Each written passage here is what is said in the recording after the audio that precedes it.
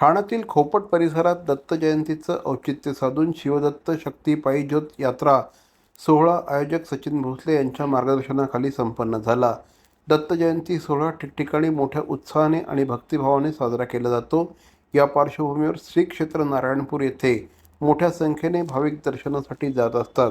या पार्श्वभूमीवर श्री क्षेत्र नारायणपूर येथील शिवदत्त ज्योत दरवर्षी ठाण्यात दाखल होते. याही वर्षी ही परंपरा खोपटमध्ये जोपासण्यात आली. दत्त जयंतीनिमित्त श्री क्षेत्र नारायणपूर शिवदत्त शक्ती पायी ज्योत यात्रा ठाण्यात आयोजित करण्यात आली होती. आयोजक समाजसेवक श्री सचिन मारुती भोसले यांच्या वतीने या सोहळ्याचं आयोजन करण्यात आलं होतं. मुंबादेवी ठाणे ते श्री क्षेत्र नारायणपूर अशी शिवदत्त शक्ती पायी ज्योत यात्रा खोपट येथे दाखल झाली. यावेळेस मोठ्या संख्येने भाविकांनी या यात्रेत सहभाग घेतला. ज्या भाविकांना श्री क्षेत्र नारायणपूर येथे दर्शनाला जाता येत नाही ते या ठिकाणी आवर्जून येऊन दर्शन घेत असतात.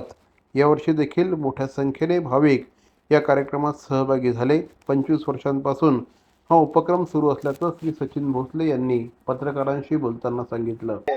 लाडके नेते आणि पक्षाचे मुख्य नेते सन्माननीय एकनाथजी शिंदे साहेब, महाराष्ट्राचे उपमुख्यमंत्री, महाराष्ट्र राज्याचे उपमुख्यमंत्री, तसेच आमचे ठाण्याचे खासदार श्री नरेशजी मस्के साहेब आणि श्रीकांतजी शिंदे साहेब, जे आपले लोकसभेचे आणि कल्याण डोंबिवलीचे खासदार आहेत, यांच्या मार्गदर्शनाखाली, यांच्या सहकार्याने आम्ही ही कामं करतोय. तर असंच आम्ही ही कामं करत राहू आणि देवाचा आशीर्वाद आम्हाला मिळत राहू ही सदिच्छा. दरवर्षीप्रमाणे यंदाही इथे दत्त ज्योत यात्रा ही त्यांचं आयोजन केलेलं आहे.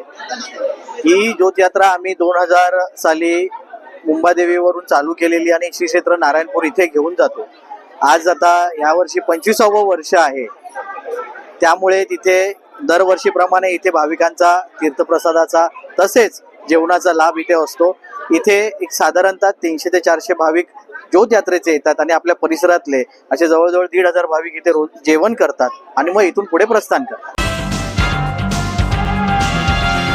भवानी ज्वेलर्स ठाणे, पारंपरिक आणि आधुनिक दागिन्यांचा अप्रतिम संगम. प्रत्येक स्त्रीची पहिली पसंती भवानी ज्वेलर्स ठाणे. नक्की भेट द्या.